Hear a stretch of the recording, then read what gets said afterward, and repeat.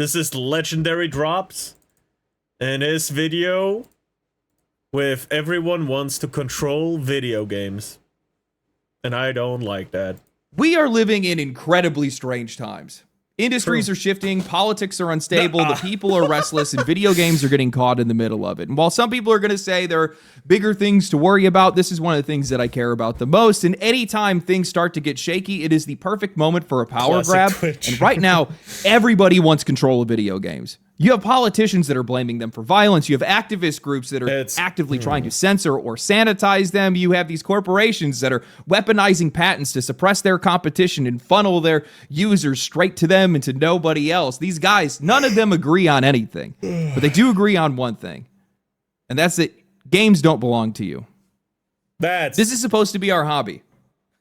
This is supposed to be for our enjoyment, but there are far too many groups that have got it in their mind to weaponize our hobbies against us for their own devices, whether that's greed, politics, or social control.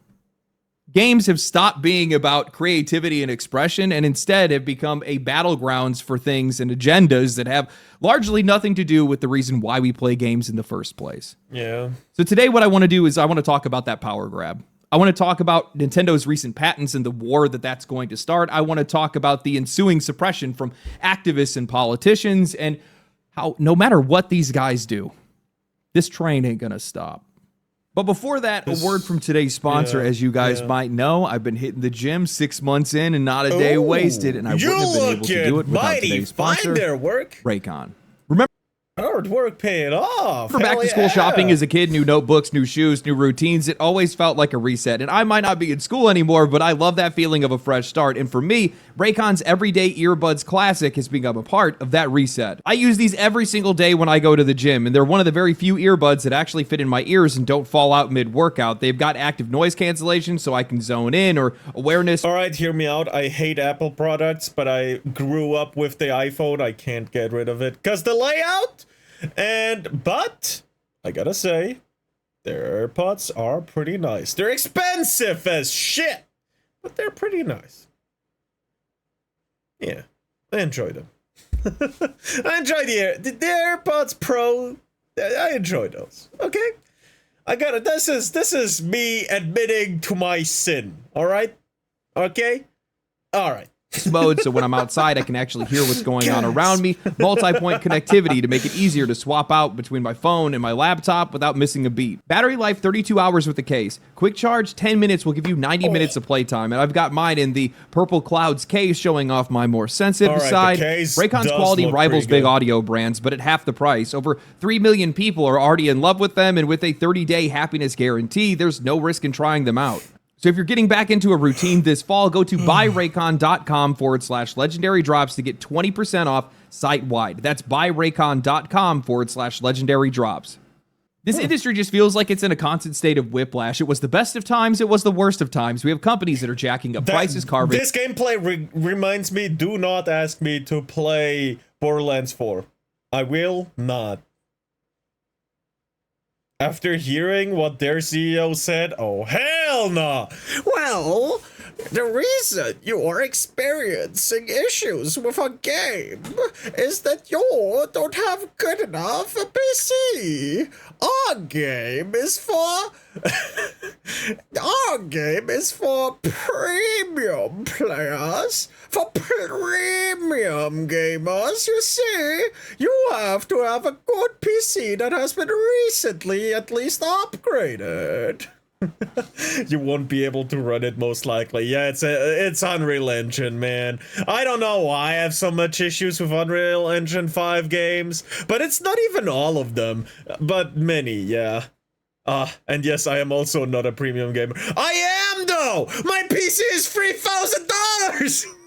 I have the 4070 Ti Super, one of the best graphic cards on the market. Yes, it's not the best, but holy shit, is it good?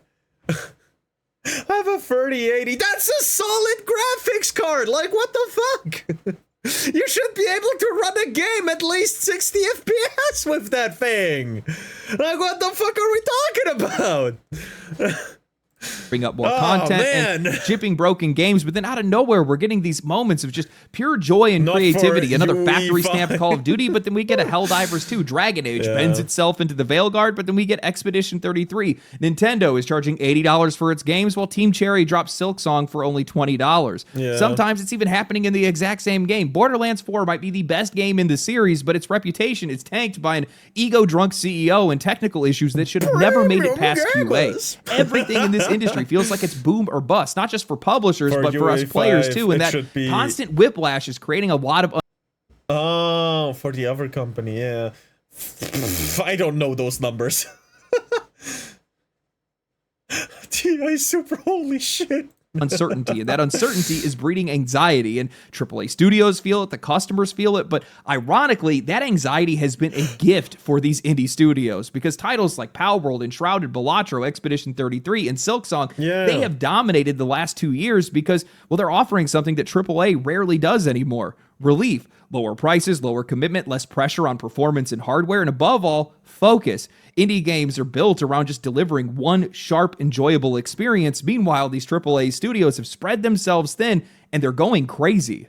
And that's the heart of their problem, even though they don't see it. Instead of listening to their players or learning from their competition, these companies have only continued to double down on some of the worst decisions they possibly could. They're out of touch, they're talent starved, and they're bleeding customers to these leaner studios that actually know what people want. But rather than fixing the cracks, they're just reaching for their greedier tools. They're pulling for lawsuits, patents, lockouts. Instead of patching the cracks, they'd rather just thin the wall, because there's less material used that way, but more cracks start forming. It's not about making better games, it's about building higher walls, which brings us straight to Nintendo and their latest attempt to patent one of the most basic mechanics in the history of gaming. Reported on by Games Fray, a publication that specializes in regulatory issues in the games industry, in an article titled "Last Week, Nintendo and the Pokemon Company received a U.S. patent on summoning a character and letting it fight another." In it, the writer, Florian Mueller, details 2 recently approved patents from Nintendo that were granted to them by the U.S. Patent Office, Patent 387 and 397, where 387 was the one that covers interactable summons being used as mounts, where 397 is the one that's pertaining to summoning and battling creatures. In regards to the direct impacts of both, Mueller reports, the 387 patent that was issued today covers... We already get our money, indeed. This patent will destroy most summoner classes in any game. Terraria's summoning staffs are summoning creatures that help you. Nintendo are clowns. They're successful clowns. That's the dangerous part, right? Yes, they're bad people. De facto. There's a technique that Pocket Pair recently worked around, so there's no leverage Nintendo gains from that grant. The 397 poses a fundamental threat to creativity and innovation in the games industry. That question is not specific to Palworld, but to a large number of games that have already had that mechanic, as well as future releases that will have it. They break down that patent specifically in simple language, stating that 1, there must be a PC, console, or other computing device, and the game is stored on a drive or similar storage medium. 2, you can move a character... Well, I don't know how it got patented. Some fucking asshole who doesn't understand what this will do fucked up and said, yeah, you can have it. How the fuck does the shit with patents even work? Yeah, it's just... Doesn't the Warlock in Destiny 2 have an ability to summon a fireball to support it? Okay, no, it's creatures, summoning creatures, not objects. You know. in a virtual space. 3, you must be able to summon a character, they call it a sub-character, by which they mean it is not the player character, but for... But yeah, wait. Oh, you're talking about the mortar ability. Oh. Who are you to say that this isn't a creature? No, I just understood what you meant. Skyrim, Oblivion. Bro, again, Terraria has a whole summoner class. There's many other games, but the fucking sand key will give you a staff that lets you summon a tiger So that fulfills the requirements, and it's just disgusting. What about that game? So, yeah, there's probably you can summon a lot of with that too. I call it Jeff, you insensitive prick. Man. And even if we just go to one of the biggest piece of shits in gaming industry, Activision, they have a perk in Black Ops 4 that lets you summon a wolf that helps you fight, even though it steals your money, so it's not that effective. But it helps you fight, you know, it's a summoned wolf. So, again, even that will be needed to be deleted or something like that, right? Because what about Digimon? Is Digimon gonna be affected by it too? Like, what the fuck? Assassin's Creed, Brotherhood, Black Flag, Revelations? To be fair, you're summoning people, and it's not summoning, but, you know. I think some will get away with it, you know, but oh man, it's stupid. It's for example, very stupid. A little monster such as a Pokemon that the player has at its disposal. Then the logic branches out with items 4 will only work against Japanese devs. No, it's an American patent. It will work everywhere where the American patent will work. Fuck, even calling your contacts in GTA 5. 4 and 5 being mutually exclusive scenarios before reuniting again at item 6. 4. This is about summoning a sub-character in a place where there is already another character that it will, when instructed to do so, fight. Wait, character? 5. This is an alternate scenario about summoning where the sub-character... Wait. No, you're right, Assassin. Oh, this is so much worse than I thought so. Oh my god. Dishonored 2, yeah, holy shit. So the character is at a position where there is no other character to fight immediately. 6. This is the final step about sending the sub-character in a direction and then letting an auto battle ensue with another character. It is not clear whether this is even needed if one of the previous ones is executed. Step number 4, where the sub-character will basically be thrown at another character. Literally they finished by publishing what they believe to be the wider ramifications No.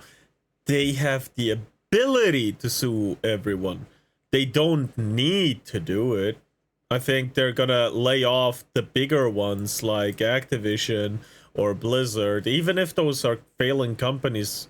Like they've way past their glory days, right? But I don't think they wanna fight with those guys. Not at the same time, anyway. And if Nintendo goes even after one of them, everyone else will follow suit, right? Someone is gonna come and give Nintendo a bloody nose if they even fucking try. Man. This patent by saying that Nintendo's all-you-can-patent approach is enabled by the fact that some patent offices appear to be in a difficult position to find prior art, which typically exists in the form of other games rather than other patent documents. What? The industry at large will have to think about what to do, and it could be that some game companies will now step up their patenting activity as well. At some point, companies that lose market share may prioritize patent monetization, either by going out and collecting royalties directly or by assigning their patents to third parties. Licensing firms are often pejoratively called patent trolls that will do so. While not patent-related, Sony's trademark and copyright infringement lawsuit against Tencent in the Northern District of California also threatens to make games as a business more and more litigious, employing lawfare to prevent competitors from releasing or continuing to sell games or to force them to make changes to gameplay. Looking at the state of the industry, I think that this writer has it right. On the AAA side, we are seeing nothing but more stagnation. Games are getting worse every year. Customers are turning feral because of broken launches and predatory monetization. We have player bases that have less disposable income, fewer jobs, and AI breathing down their necks. The obvious answer would be to reassess, fix your quality, lower your prices, actually listen to your players, but that's not what these companies do. They don't pivot, they litigate, Fucking and that's what we're assholes. starting to see right now. This looks like the opening shot of a cataclysmic event. Instead of just making better games, these companies are just going to patent their mechanics. They're going to milk royalties from safe targets, and they're just going to sue the ones that they actually fear. I really hate how broad this mechanic is. The mechanic it describes, summoning a character and letting it fight another, is something that we have seen for decades in games like Final Fantasy, Shin Megami Tensei, Path of Exile, and countless other RPGs. Now, on paper, prior use would crush this in court. These games are safe. Nothing's going to happen to them, but that's not the point. The point is suppression. Most of these studios are not going to want to burn years or millions of dollars fighting Nintendo's lawyers. They're just going to avoid the mechanics entirely, which means we're going to see fewer games with fewer summoning systems, fewer creature collectors, and fewer experiments in design. The damage isn't in the courtroom, it's going to be a chilling effect across the entire industry. The bigger issue here, and honestly the most insidious, is how these patents are going to be enforced, because they're not about creating a level playing field or targeting every single game that has similar mechanics. They're just going to be used as weapons to be used selectively against whoever they think is posing a real threat. That's why Nintendo never bothered with games like Temtem or Koromon, because those games were small, they were niche, and they didn't really pose any danger to Pokemon. But Pal World, now that game is different, because 15 million sales in 1 month, 25 million players in the same window, that's Pokemon territory. Scarlet and Violet took 3 years to hit 26 million copies sold. Suddenly, Nintendo was not looking at some quirky indie game. They were staring down a competitor. I think as more of these companies jump on board, it's just going to create a cartel. These patents are not about innovation or protecting their IPs. This is about building a walled garden where the giants are going to leave themselves alone and then weaponize the law against anybody that's trying to climb the fence. Nintendo pulled the trigger first, but you already know that all these other guys are going to follow. It's going to become a standard. Every single AAA publisher is going to start... Fucking Activision. Yeah, we're patenting the active pulling a trigger and shooting a gun now. Yeah, there's no more guns in our video games. Oh yeah, that's what we're doing right now. Blizzard being like, oh yeah, we are patenting swinging your sword from this angle to that angle, and you know, no, you can't do that anymore. It's just disgusting. Pokemon has no fucking chances against Pal World. The funny thing is, it could have, but it never will have, because the potential is there, but the greediness will not let it. Patenting these basic mechanics, not to be able to use them, but just to keep everybody else from doing so. And then once that happens, the industry stops being about competing with creativity and starts being about competing with lawyers. And that really sucks, because it's not just that we're going to see fewer experimental indies or fewer mid-tier studios that are daring to challenge some of these bigger players. It's just going to be that this industry itself is going to be rigged. It's going to be a cartel of companies that are too talent-starved and risk-adverse to be able to win with their own ideas. So instead, they're just going to lock down the market through suppression. They don't want to improve. They don't have to improve. They just have to make sure that nobody else is allowed to. This is just so damn petty. And I don't think that people understand just how much damage this is going to do and what kind of patent war is going to ensue as a result of this. These guys have been losing money. They've been losing customers, and that's making them desperate. You have to think about this. These guys are so beholden to their shareholders that they have monetized us. They've monetized everything that wasn't nailed down, and now the only thing that's left is to monetize their own competition through royalties. That's what's going to happen. I was originally sitting here saying, why are these guys letting Nintendo get away with this? And then I realized they're all going to do it. If Nintendo can get away with patenting summoning... There should be a rule about patents. If you made a patent, by the way, not pattern. It's a patent. I just noticed that you are under the wrong assumption there. Hold on, it's... There. sorry, but yeah, if you made a patent, you must made a game or product with that patent, or you will lose 30% of your company. Imagine, bro, whoever made the fucking Nemesis system, ooh, mechanics. Well, then you're going to see Xbox patent cover mechanics because of Gears of War. You're going to see Blizzard patent skill trees because of World of Warcraft and Diablo. You're going to see Ubisoft patent wall running or traversal mechanics. Nothing is going to be sacred at this point. And all this does is benefit them and does nothing for us. It ruins the industry for us because it means less games, less experimental games, less new games for us to be able to play, because it's all designed to forcibly funnel us towards them. Our money goes to them and nobody else because they are the only ones that have that kind of experience we might be looking for. This is such a failure on the side of the U.S. Patent Office. These guys are supposed to, it's part of their entire program to make sure that they are weighing these patents against whatever their future impacts on an industry could be. And I think in this case, and probably in the case of a lot of video games that we've seen, I don't think that they have any context on video games whatsoever. It's like the guy had brought up, it seems like these guys are looking to weigh it against other patents rather than weigh it against the actual art itself. And because these guys aren't playing video games, they don't really care. They probably saw, oh, it's Pokemon doing the Pokemon thing. Oh, of course this is theirs. No. Even though it's something that existed far before Pokemon ever did. I think it was Megami Tensei was the first game or something like that. There's probably something even before then. None of this represents video games. None of this represents the hobby or who these games are being made for. We've been written out of the equation entirely. And Nintendo isn't alone in this because everybody right now wants control of video games. We're seeing these activist groups, we're seeing politicians, we're seeing credit card companies, we're even seeing the platforms that are selling these games. All of them want to say in what games are made and how we can access them. Anytime there's a national tragedy or anything similar, especially if the assailant is young, video games are the first scapegoat. And it's happening again after the death of the political commentator Charlie Kirk. Platforms like Steam, Discord, and Twitch are all under investigation, with their executives being dragged before Congress to explain how their communities radicalized users. Helldivers 2 even got caught in the blast radius. A meme tied to the shooter was found at the scene. Their subreddit went into lockdown, and suddenly a co-op alien shooter is being dragged into a political firestorm. It doesn't matter.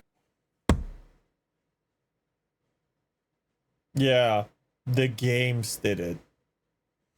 Fucking, if I turn on plane mode on the iPhone while I'm on a plane, will I be able to control that plane? Wait.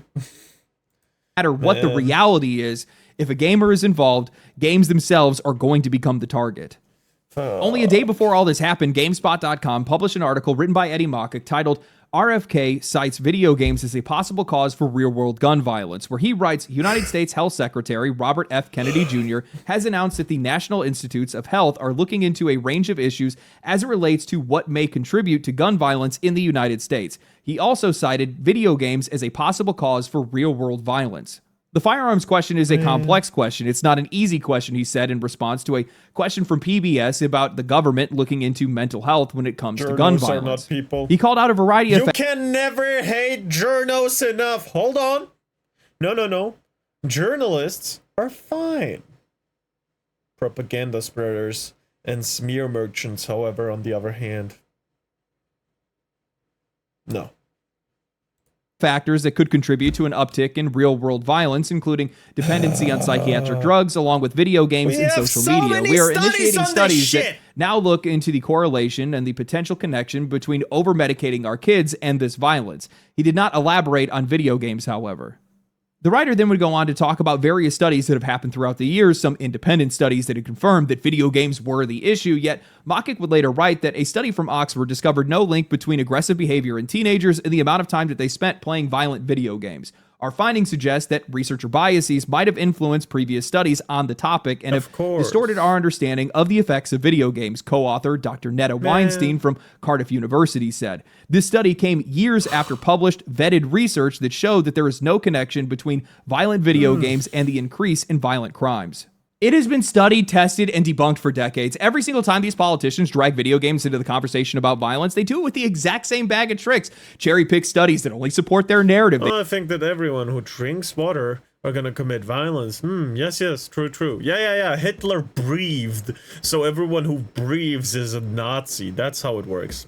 Ignore the ones that don't, and they just lean on this assumption that because young people play video games that they must be to blame. But correlation is not causation. Millions of people play violent video games every single day across every single country on Earth. If there was a direct pipeline between Call of Duty and real-world violence, society would have collapsed years ago. And the research backs that up. Oxford University study is one of the most comprehensive ones to date, and it found no link between violent video games and adolescent aggression. Not a weak link, not a complicated link. No link whatsoever. That's not even an outlier. There are dozens of peer-reviewed studies across psychology, sociology, and criminology that have shown the exact same thing. In fact, violent crime rates have actually gone down in the same decades that violent video games have gone mainstream, likely because they gave people an outlet and a hobby. But Oh, wow. that doesn't Who stop would've these thought? politicians from dragging games into every single tragedy, because truth doesn't matter. That's not what they want. They want the optics, and they want to make sure everybody believes that there are problems that they can solve. And I don't see any of this as being that's any different than the disgusting. activist groups that are going after games on cultural grounds. Groups like Collective Shout, who are campaigning to rip adult games off of Steam because they think somehow they are the root of misogyny and real-world crimes against women. It's the same playbook. Blame games for societal problems that you don't understand. There were no crimes against women before the video games. We should all go back to the time before video games and before women had rights. Rage, pure rage indeed. Oh, it's so disgusting. They're fucking. Hold on. No. I wanna look that shit up. No. When did woman get rights?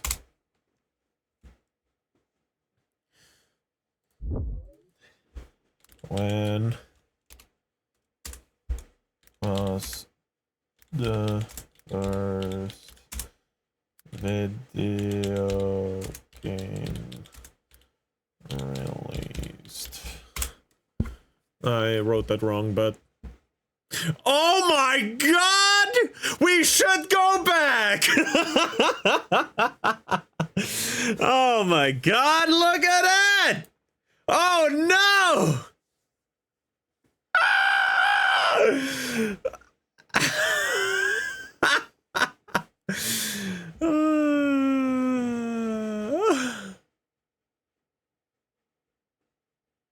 Oh wow. Brother.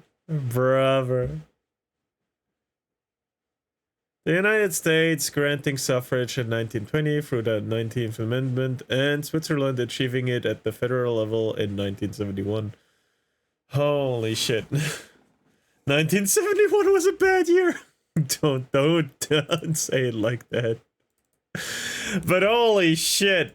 Use that outrage as justification to censor, restrict, and control what other people can access and play. Whether it's politicians chasing headlines or activists just pushing their own morality onto everybody else, the goal is the exact same: to control the public and suppress art that they personally do not approve of. Yeah. None of these groups actually engage with games. They don't play them. They don't understand the culture, the not. mechanics, They the don't need to communities. They just understand see something video to games hate as it. an abstract threat that needs to be managed, and not as a medium with value and creativity and meaning. And that ignorance is incredibly dangerous, because it means that the people that are writing the rules and applying pressure are doing it from a place of total detachment. It's just control for control's sake: political control, moral control, financial control. The faces may change, but the impulse is still the same: strip away independence, funnel everything through their own approval, and then make sure that games don't exist unless it's on their terms. That's not about protecting anyone. It's just about power.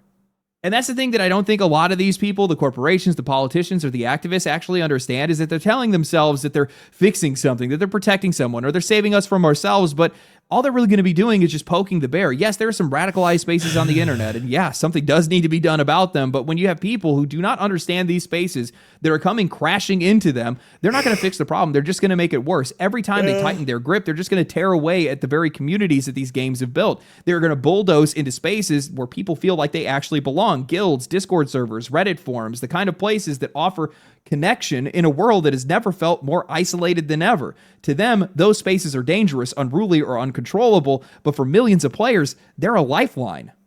And I don't think it's just about belonging. I think this industry also represents opportunity. The games industry is one of the few creative fields where every single discipline is involved, and even a small team in a garage can turn an idea into something global. Games create jobs, they create technology, they can spill into other sectors, they can inspire kids to learn how to code. Ever since, for me at least, personally, ever since fucking Lethal Company, when I found out it's a furry in his mom's basement, I was like, okay, so literally anyone can make a great game. Anyone. Doesn't need great graphics, doesn't need over-the-top gunplay, doesn't need all that shit. It can draw success from a good idea. Doesn't even need to be a good idea, but a well-executed one. You just need to be crazy. To be able to make art or write their own stories. They have sparked lifelong careers and lifelong friendships. They have built entire economies for streamers, modders, and esports athletes. And yet, the people who want to control it, whether it's Nintendo with their patents, politicians chasing headlines, or these moral crusaders, they see none of that. To them, games are just nothing but a liability, a scapegoat, or a product to be strip-mined. The silver lining that I can see in all of this is that every single time they try to crack down, they think that they're trying to make the industry safer, cleaner, or more manageable. All they're going to do is just drive players and developers to adapt. Creativity has always been forged in adversity. Indie developers have found ways to be able to thrive under a constant barrage of indie titles. Modders have been able to keep beloved games alive long after publishers have abandoned them. Fans have built entire genres from scraps that companies have left behind. The more outsiders that try to regulate, censor, or litigate, the more developers are just going to be able to force to innovate in those cracks that they can't close off. That's the thing that I think a lot of these groups are going to fail to understand, is that games have always thrived on resistance. We have survived moral panics, we've survived regulation scares, bankruptcies, layoffs, monopolies, and I'm sure that we're going to be able to survive this. I have a very strong feeling with how unstable both the economy and society has been over the past couple of years. We're going to be seeing some wide sweeping changes impact a lot of our spaces very soon. Spaces that have largely gone untouched for a very long time, but we've already seen age verification roll out on a lot of platforms. We've seen a lot of the laws that have gotten passed in the UK. We've seen how that stuff has then bled over into other countries as well. We've seen changes in Australia and other places too. And I think we're going to start seeing more changes like that in the future. And I think a lot of that stuff is largely unavoidable unless people actually vote against it. But I wish that people would look inward instead of outward. These politicians should be talking about the economy. They should be talking about education. They should be talking about destigmatizing, talking about how you feel rather than just slapping a label and a medication on yourself. We should be talking about the state of the job economy is what we should be talking about. All these companies that are out there that are replacing all of their workers with AI. Has anybody ever stopped to ask the question, what happens when you've gotten rid of all your employees, but now people don't have any money to actually buy your stuff? Or buy anything for that matter. Oh, wow. I do think that there is a discussion to have on online extremism. I think that it is pretty, it's all over the place, to be honest with you.